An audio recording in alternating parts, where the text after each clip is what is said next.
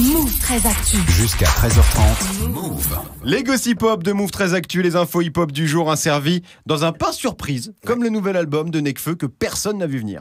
Gros week-end de hip-hop en général. Bon, on a beaucoup perdu au BET Awards, on n'a rien gagné. Ah ouais, on n'a rien gagné finalement. On n'a rien gagné. Mais voilà. Mais pour moi aussi, moi aussi très gros week-end. Je me suis tellement mis mal, j'ai commencé vendredi soir la fête de la musique en survette dans une soirée kebab hip-hop à Châtelet. Je me suis réveillé dimanche, frérot. J'étais en Bermuda dans une brocante. Qu'est-ce que je vois ici? Très très grosse descente. Je peux te dire. Mais comme il est même pas 13h30, je vais plutôt raconter étape par étape l'histoire incroyable de l'album surprise de Nekfeu sorti vendredi. J'aurais bien aimé quand même que tu m'en dises un peu plus. Viens, mais on non, fait ça. non, on fait pas ça. Raconte-moi Nekfeu. Je sais pas exactement, mais quelqu'un également avait découpé ma poche avec un cutter. Enfin, il s'est passé des choses assez incroyables.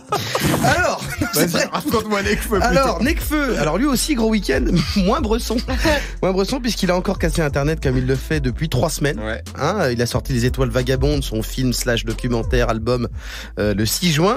Puis la semaine dernière, la version physique du même projet, qui est devenu disque de platine d'ailleurs 3 jours après. Il a pas fini d'en vendre parce que vendredi, lui qui était pas dans une ambiance vodka pomme dans des bouteilles d'Evian avec des rastas blancs, lui était sur les réseaux en train de lancer un YouTube live avec un compte à rebours dessus qui défilait. Et c'est là que ses fans sont devenus fous parce qu'ils ont compris qu'il allait sortir un album surprise. Mais comment ils pouvaient savoir si c'était une surprise?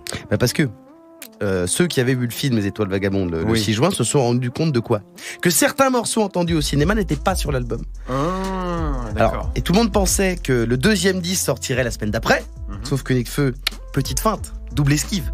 En attendant une semaine de plus, et il l'a dévoilé ce vendredi, la suite des Étoiles Vagabondes. Et donc maintenant, on a donc un double album, officiellement, et le titre en entier, c'est, il faut dire, Les Étoiles Vagabondes, : expansion.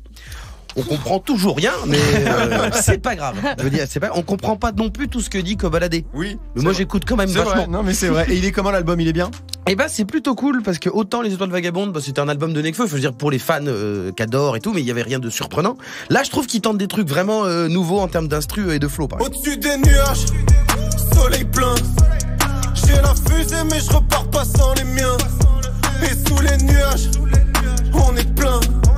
Tu connais le visage, mais tu connais pas l'humain. Quand je rappe un couplet sous les nuages. Après, ça reste du Nekfeu. Il y a beaucoup de mots. Oui, il y a beaucoup de mots. Voilà, le truc, c'est que, encore une fois, il fout une tarte à tout le monde sur la promo. Vraiment, ce week-end, c'était le feu sur les réseaux. Il va refaire, je pense, 10 de platine en moins de 2 semaines. Ça va être une boucherie. Ce qui est fort aussi, c'est que tout le monde a crié au génie en disant: ah, mais vous avez vu ça?